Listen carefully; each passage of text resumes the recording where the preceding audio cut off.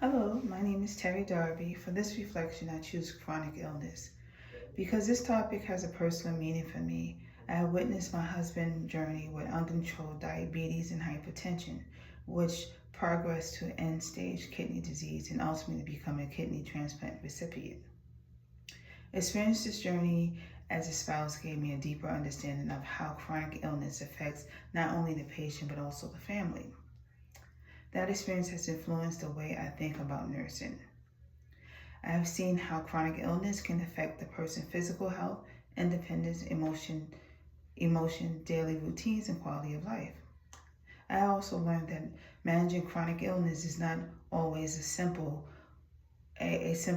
task. It's telling the patient what to do. There are many factors that can affect a person's ability to manage health.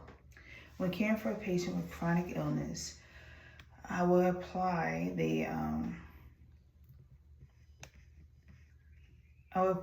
NCSBN clinical judgment measurement model. First, I will recognize cues by assessing vital signs, laboratory result, medication, symptoms, nutrition, functional status, and changes from patient baseline.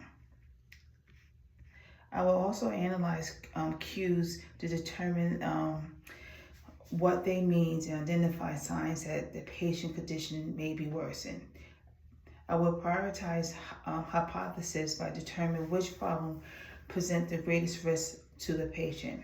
Next, I will generate solution based on my assessment finding, evidence-based practice, providers' orders, and the patient individual needs.